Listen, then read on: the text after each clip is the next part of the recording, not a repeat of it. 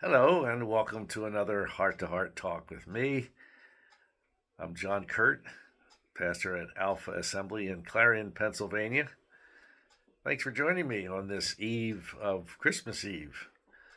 And I would imagine that there's still some loose ends for most of us, but we'll get there. Christmas will come, whether we're ready or not.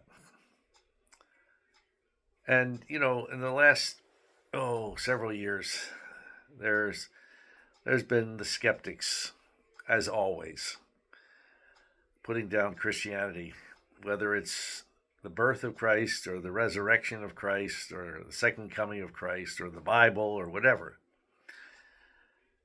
Well, a few years ago, John Gibson wrote a book called The War on Christmas, and he documented the growing trend about people saying that it was politically incorrect. I think we're even past that now that it's not woke, um, and on and on. But there's always going to be those people that are negative, that do not believe in Christ or the story of Christmas. And there's a few things that are especially targeted to discredit Christians and destroy faith, and that's that Christmas is a farce because Christ wasn't born on July 25th or December 25th, and that Christmas has its roots in paganism. And thirdly, that Christmas and Christ is really all in the realm of myth. Well, let me just address those three things real quickly. First of all, about the December 25th date. We're not celebrating a date. We're celebrating Christ's birth and the good news that he brought. Luke 2 says the good news of great joy, amazing incarnation, the Word made flesh and dwelt among us. And so maybe December 25th is not the actual day that Christ was born. So what? We're not celebrating a date. We're celebrating a person. And then, secondly, about Christmas having pagan roots. Well, I say, what's wrong with changing a pagan celebration into a Christian celebration? That's what the message of Christ is all about, transformation. And that's what Christ does with each and every one of us. 2 Corinthians 5:17, if any man be in Christ, what? He is a new creature, a new creation. Old things have passed away, all things have become new.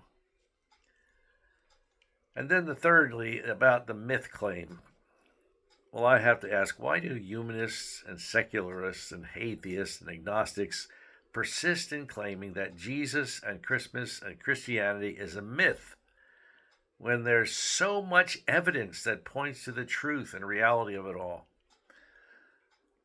I say to them, if you want to celebrate reason, why not really investigate with an open mind?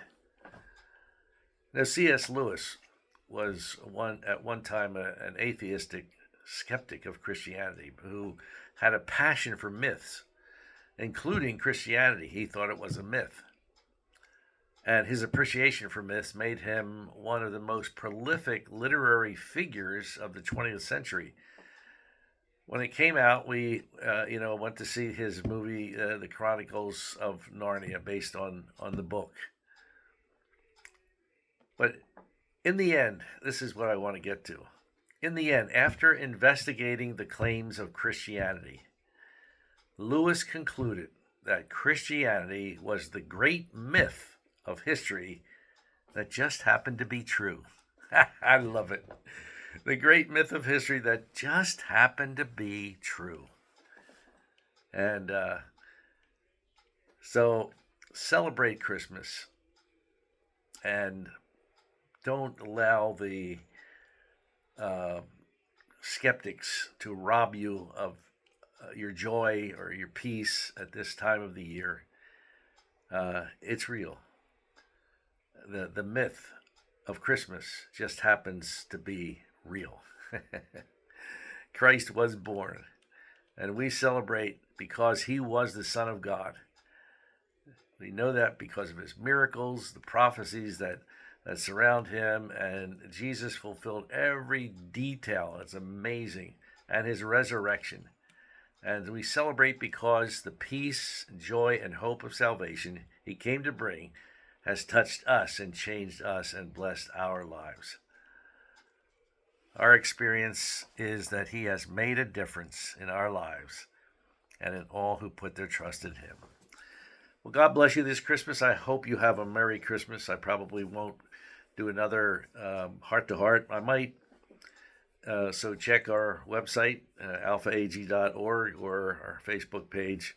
And but have a great Christmas, blessed Christmas. And Lord willing, we'll see you afterward. Bye-bye. God bless.